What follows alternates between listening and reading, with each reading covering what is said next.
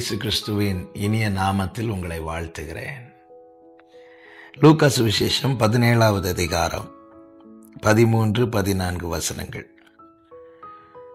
இயேசு ஐயரே, எங்களுக்கு இரங்கும் என்று சத்தமிட்டார்கள். அவர்களை அவர் பார்த்து, நீங்கள் போய் ஆசாரியர்களுக்கு உங்களை காண்பியுங்கள் என்றார். அந்தபடி அவர்கள் போகையில் சுத்தமானார்கள்.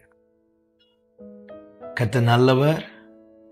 இந்த சம்பவம் நமக்கு நன்றாய் தெரிந்ததானாலும் இந்த காலை வேளையில் இதிலிருந்து ஒரு காரியத்தை உங்கள் மத்தியிலே சொல்ல விரும்புகிறேன். 10 குஷ்டரோகிகள் இயேசுவுக்கு எதிர்கொண்டு வந்து தூரத்திலே நின்று இயேசு கிறிஸ்துவை நோக்கி இரக்கத்துக்காய் கெஞ்சுகிறார்கள். எங்களுக்கு இரங்கும் ஆண்டவரே என்று. அப்பொழுது இயேசு கிறிஸ்து என்ன செய்கிறார் என்றால் 2 காரியத்தை செய்கிறார். ஒன்று, 14வது வசனம், அவர்களை பார்க்கிறார்.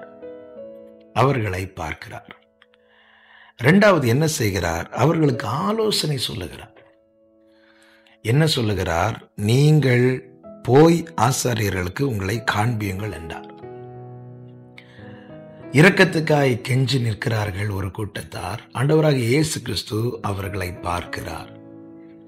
பார்த்து அவர்களுக்கு ஆலோசனை சொல்லுகிறார். ஒன்றை புரிந்து கொள்ளுங்கள், தேவன் இந்த காரியத்துக்கு தேவன் இறங்கினால்தான் எனக்கு ஒரு விடுதலை உண்டு. இந்த காரியத்தில் தேவன் இறங்கி ஒரு அற்புதம் செய்தால்தான் இனி எனக்கு ஒரு வாழ்க்கை உண்டு என்று நாம் தேவ சமூகத்தை நோக்கி கெஞ்சும் போது தேவன் 2 விஷயங்களை முதலாவது செய்கிறார். ஒன்று, தேவன் நம்மை பார்க்கிறார். 2வது, நமக்கு ஆலோசனை தருகிறார். ஒரு காரியத்தை நன்றாய் புரிந்து கொள்ளுங்கள். நாம் எதிர்பார்த்து வருகிறது அற்புதங்கள் நடக்க. ஆனால் தேவன் என்ன செய்கிறார்? ஆலோசனை தருகிறார். ஒன்றை நன்றாய் புரிந்து கொள்ளுங்கள், தேவ ஆலோசனை நமக்கு கிடைக்கிறது என்றாலே தேவ இரக்கத்தை பெற்றுக்கொள்ள அவருடைய ஆலோசனைகள் நம்மை பாத்திரவான்களாய் மாற்றுகிறது. தேவ அற்புதங்கள் நம்முடைய வாழ்க்கையில நடக்க அவருடைய ஆலோசனைகள் நம்மை பாத்திரவான்களாய் மாற்றுகிறது. ஒரு கல்யாண வீட்டிலே தேவ அற்புதம் வெளிப்பட்டது.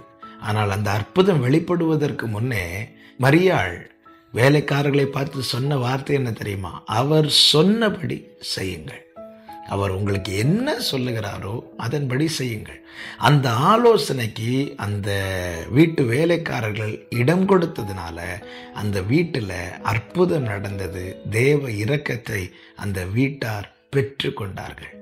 அதே போலதான் இங்கே இந்த 10 குஷ்டரோகிகளும் இரக்கத்துக்காய் கெஞ்சின போது கர்த்தர் என்ன செய்கிறார்? அவர்களை பார்த்து அவர்களிடத்தில் ஒரு காரியத்தை செய்ய சொல்லுகிறார்.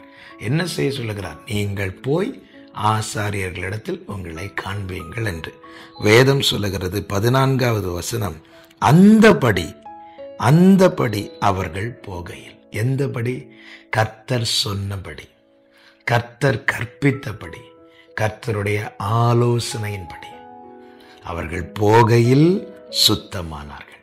கர்த்தர் சொன்னபடி அவர்கள் போனார்கள் அல்லது அவர்கள் செய்தார்கள். அப்பொழுது தேவ அற்புதம் அவர்கள் வாழ்க்கையில் நடந்தது. தேவனுடைய இரக்கத்தை அவர்கள் பெற்று கொண்டார்கள். இந்த காலை வேளையில என்னை கேட்கிற ஒவ்வொருவருக்கும் இந்த வார்த்தையை சொல்லுகிறேன். இரக்கத்துக்காய் கெஞ்சுகிறீர்களா? உங்களுடைய வாழ்க்கையை குறித்து, பிள்ளைகளுடைய வாழ்க்கையை குறித்து, ஆண்டவரே, என் ஃபேமிலியில் இவ்வளோ கடன் பிரச்சனை இருக்குது, இது மாற்றும்படி நீர் இறங்க மாட்டீரா? என் பிள்ளைக்கு வயசாகிட்டே இருக்குது ஆண்டவரே, ஒரு திருமணம் நடக்க இறங்க மாட்டீரா?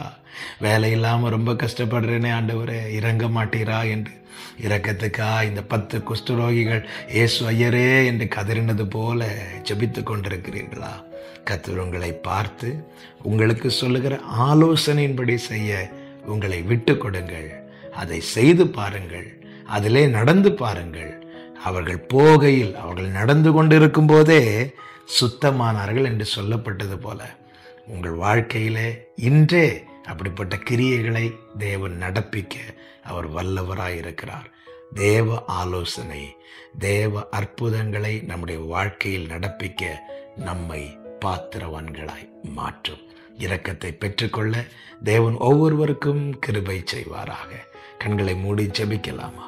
இரக்கமுள்ள தேவனே, பரிசுத்த பிதாவே, நீர் எங்களுக்கு இறங்கினால்தான் எல்லாம் ஆகும். ஆண்டவரே, இறங்குகிற தேவனே, இந்த காலை வேளையில இரக்கத்துக்காய் கெஞ்சுகிற ஒவ்வொருவருக்காய் ஜெபிக்கிறேன். ஆண்டவரே, நீர் அவர்களை பார்த்து அப்பா, நீர் ஆலோசனை தந்து இரக்கத்தை பெற்றுக்கொள்ள பாத்திரவான்களாய் மாற்றுகிற தேவன் அல்லவா?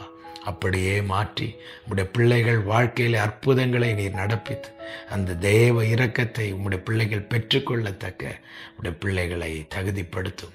ஆசீர்வதி.